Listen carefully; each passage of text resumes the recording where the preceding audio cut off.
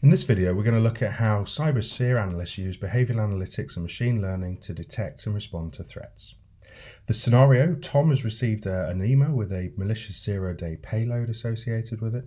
And actually, if we look at the Cyberseer dashboard, the overview of all activity across the monitored customers, the analyst can quickly identify that there is activity that is unusual, out of character for particular accounts, and then flip into, in this case, the user behavior analytics package. Here we can see Tom's account has come up as notable from a machine learning behavioral analytics point of view with 299 points of risk. We can see the risk increasing over time. And what we can do is we can actually pull down a very quick snapshot sort of behaviorally of, what's Tom's normal behavior? Where does he normally connect to? What does he normally do? It gives us a great deal of context at a glance to understand, is this normal or otherwise? Underneath, we have these risk reasons, so credential switch, privilege accounts, security alerts, first-time activity. But really what we need to do from here is actually understand this in chronological order, and that's where the power of the session timeline comes in to allow us to build up that view as to what happened in what order and where. Here we can see the email from Elliot Alderson that was received: your salary has been reduced.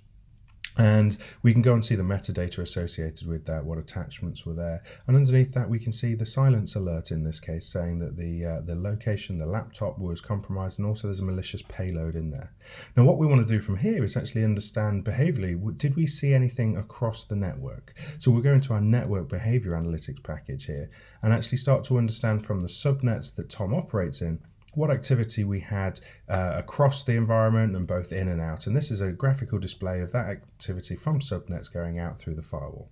What we can also do from the model breach tray is actually understand this unusual connection and then go and replay that as if it was happening in real time. So the connections coming in, going out, traversing across the environment where they were going, and see the logs associated with that. In addition, for more confidence, we can actually go and look at the endpoint solution and actually understand from a process by process point of view what occurred and in what order on that endpoint itself. And here we can see all of the activity inclusive of the PowerShell network activity, the connection that we've got here, and then the notification point where the capability actually defined this as being anomalous. This video showed you how the Cyberseer service uses behavioral analytics to surface anomalies and potential threats, and also build context and confidence around them.